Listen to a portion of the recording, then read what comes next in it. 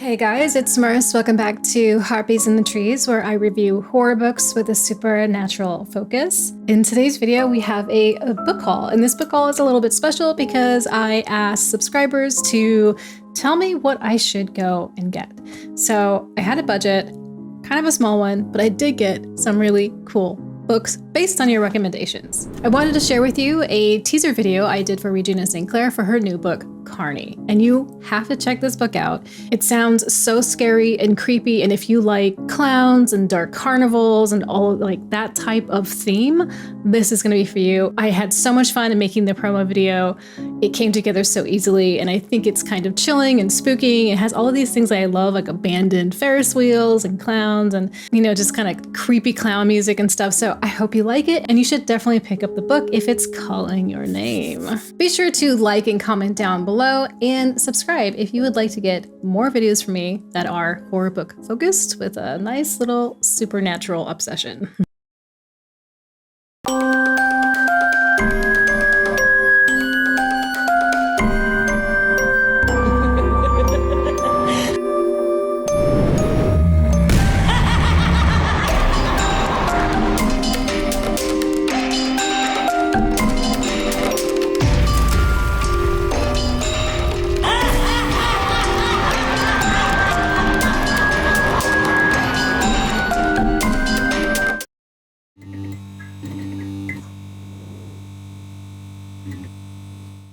I put up a post a few weeks ago asking you guys for your recommendations on books that I should pick up for a book haul I wanted to do.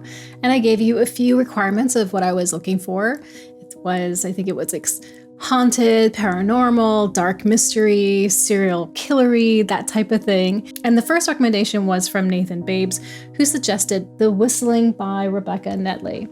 Now, I've actually already read The Whistling, which I really enjoyed. I thought this was a very unexpected little gem. It was very fun, and I really liked the imagery that was in here. So of course, I had to get something else by Rebecca Netley, and it was this one, The Black Feathers. Where ghosts tread, black feathers fall. When Annie marries widower Edward Stonehouse and arrives at Guardbridge, his windswept estate on the Yorkshire moors, she thinks she has finally put the darkness of her past behind her.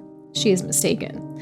Edward's sister Iris still lives in the family home. A taxidermist and medium, she urges Annie to watch out for black feathers, claiming that they mark the spot where a restless spirit has walked.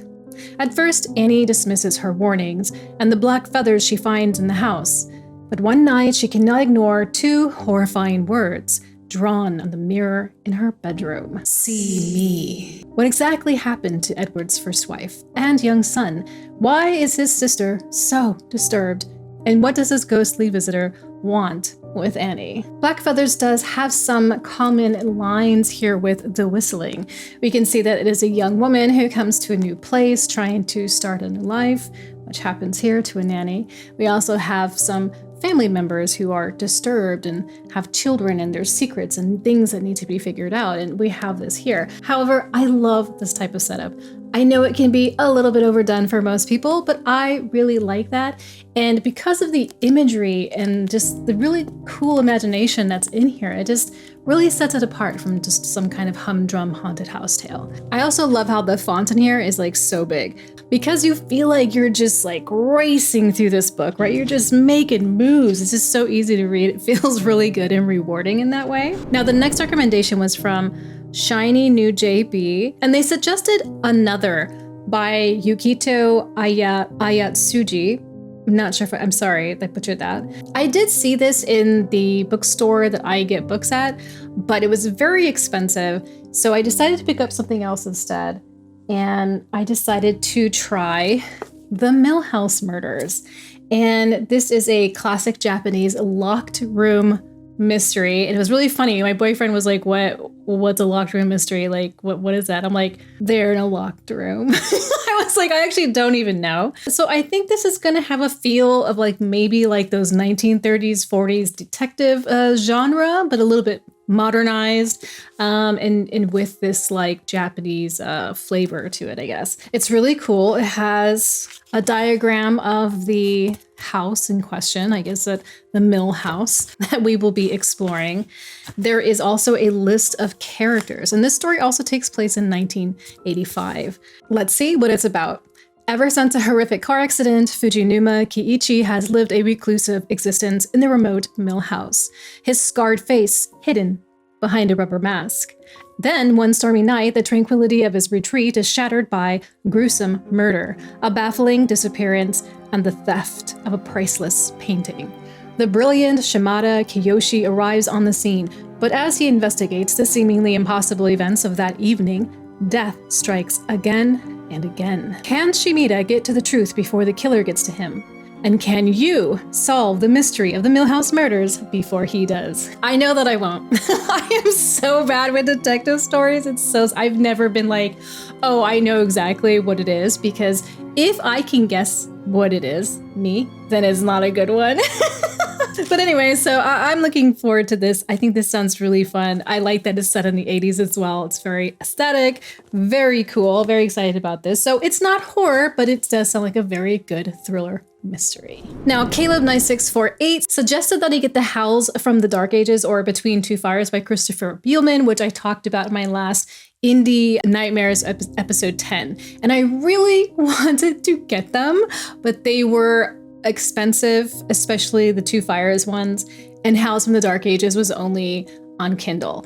I don't have an e-reader, so I don't get them because I buy them and then I never read them because it's not really comfortable for me to read like this. So maybe one day when I have a job, I will pick up an e-reader. So unfortunately, I did have to skip on those, but they're on my list. I'm so into those because the whole medieval thing is just so good. Like, more people need to write about it, but like less romance, more horror, you know? Super Strange Shadows suggested Take Your Turn Teddy by Haley Newland, and I really, really, really wanted it, but it was out of my price range. I think it was like $22, so I'm waiting to see if it's going to come onto my used online bookshop that I go to. So that one looks really good. That one looks like it's right up my alley. The cover is really cool. It's basically about a young boy named Teddy who has a broken home and how he's managing that and how he's kind of surviving that. But as he's dealing with, you know, all of like the day-to-day human monsters that he has to interact with, there's something other that's going on in the town, something evil. It's called The Shadow that's trying to turn him into a killer. It sounds really good. Uranium Milk also suggested a book called The Tower by Simon Clark. This looks pretty good too. It wasn't on my website, so I couldn't pick it up. It is a haunted manor house that has a very dark past. It, you know, changes people and makes them, I think, do things they don't want to do. It can do things also like sort of predict the future somehow, like know how you're going to die. I don't know. It sounds really, really interesting. And so I have my eye on that one as well. Ophelia's Fall, she suggested a book called Nana by Brandon Massey. And I really wanted to get that one, but I couldn't find Nana. But I was able to find this one, In the Dark by Brandon Massey. This seemed really interesting to me because it is a haunted house story. So let me tell you what it's about. Len and Olivia Bowden had been seeking the ideal home in which to raise their daughter, Kennedy. The classic Victorian in a classic Atlanta neighborhood had everything they were looking for. Lots of room in which to grow, friendly neighbors, and best of all, a bargain price. The result of a bank foreclosure. Hardly able to believe their good fortune, they move in and begin making plans for a promising future.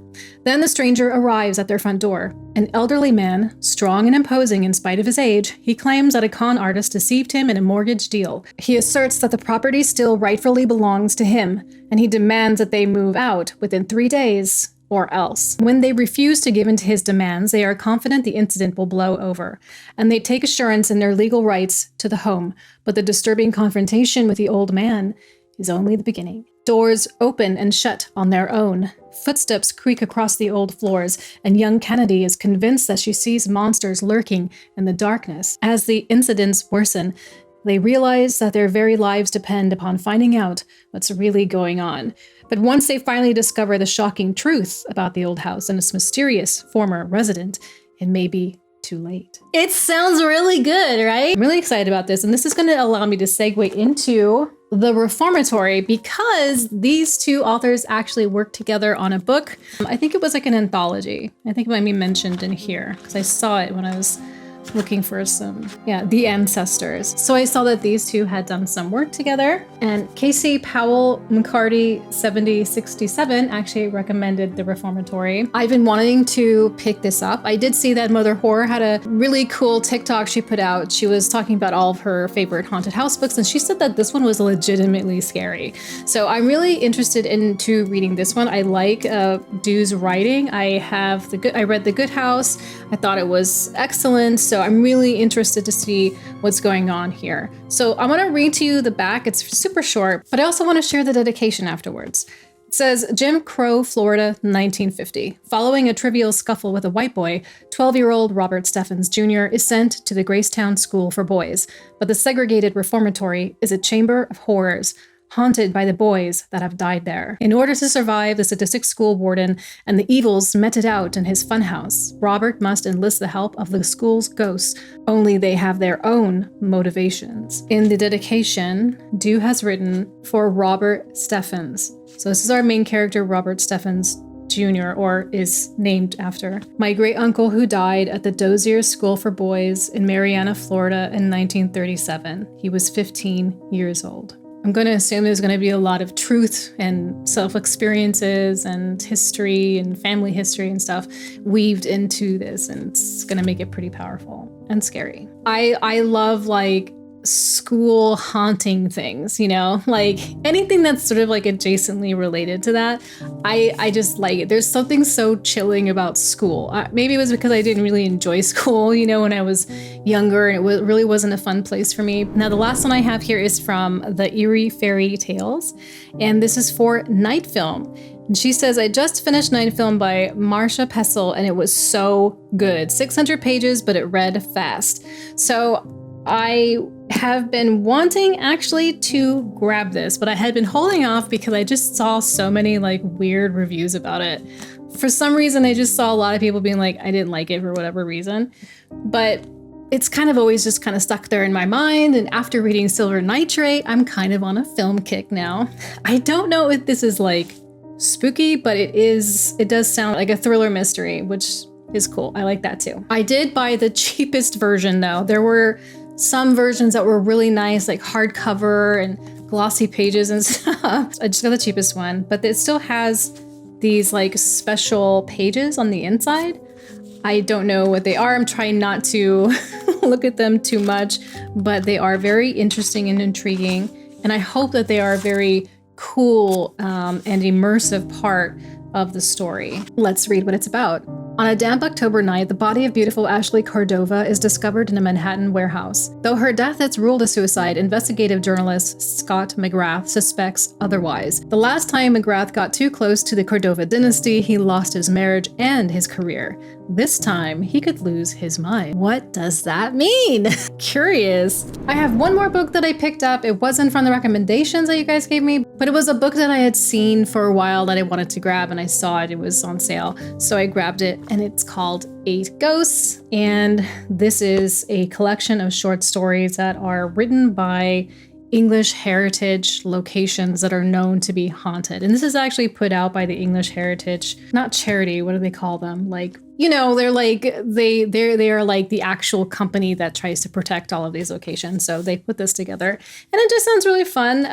It also comes with a gazetteer of English hauntings. So it has a pretty substantial, like little, like, I don't know, like glossary in the back, not a glossary, but just a list of locations like Eltham Palace and Gardens, York Cold War Bunker in York, Scarborough Castle in North Yorkshire, and it's giving you a little bit about the haunted history for each one. So that is a plus. I'm into that a lot. It's very cool. I don't really know any of these authors: Sarah Perry, Andrew Michael Hurley, Mark Hayden, Camilla Shamsi, Stuart Evers, Kate Clanchy, Jeanette Winterson, and Max Porter. I don't know them. I don't know if they're horror authors, but I'm just curious to see how they take a location that already has this history and turns it into a unique original story. I'm just interested in that, really.